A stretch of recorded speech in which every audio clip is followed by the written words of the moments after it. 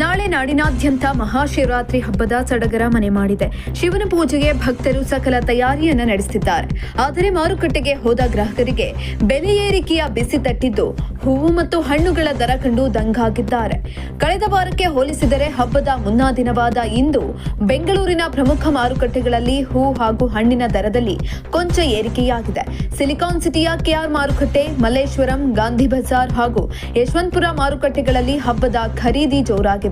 ಬೇಡಿಕೆ ಹೆಚ್ಚಾದ ಹಿನ್ನೆಲೆಯಲ್ಲಿ ವ್ಯಾಪಾರಿಗಳು ದರ ಏರಿಕೆಯನ್ನ ಮಾಡಿದ್ದಾರೆ. ಇನ್ನು ಶಿವರಾತ್ರಿ ಪೂಜೆಗೆ ಅತ್ಯಗತ್ಯವಾದ ಬಿಲ್ಪತ್ರೆಗೆ ಭಾರಿ ಬೇಡಿಕೆ ಉಂಟಾಗಿದೆ. ಪೂಜೆಗೆ ಬೇಕಾದ ಏಲಕ್ಕಿ, ಬಾಳೆಹಣ್ಣು, ದ್ರಾಕ್ಷಿ, ಸೇಬು, ದಾಳಿಂಬೆ ಹಾಗೂ ಕಿತ್ತಳೆ ಹಣ್ಣುಗಳ ದರವು ಕಳೆದ ವಾರಕ್ಕಿಂತ ಶೇಕಡಾ 20ರಿಂದ 30ರಷ್ಟು ಹೆಚ್ಚಾಗಿದೆ. ಇನ್ನು ಕಲ್ಲಂಗಡಿ ಹಣ್ಣು ಮತ್ತು ಕಬ್ಬಿನ ಜಲ್ಲೆಗಳಿಗೂ ಬೇಡಿಕೆ ಕುದುರಿದೆ. ಕಳೆದ ವಾರ ಬೆಲೆಗಳು ಕಡಿಮೆ ಇದ್ದವು. ಆದರೆ ಹಬ್ಬ ಹತ್ತಿರ ಬರುತ್ತಿದ್ದಂತೆ ವ್ಯಾಪಾರಿಗಳು ದುಪ್ಪಟ್ಟು ಬೆಲೆ ಹೇಳುತ್ತಿದ್ದಾರೆ.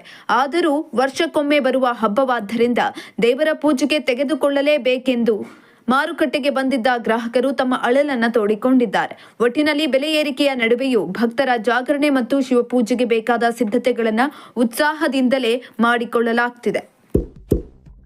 ಇಂತಹ ಇನ್ನಷ್ಟು ವಿಡಿಯೋಗಳಿಗಾಗಿ ಲೈಕ್ ಮಾಡಿ, ಫಾಲೋ ಮಾಡಿ, ಶೇರ್ ಮಾಡಿ.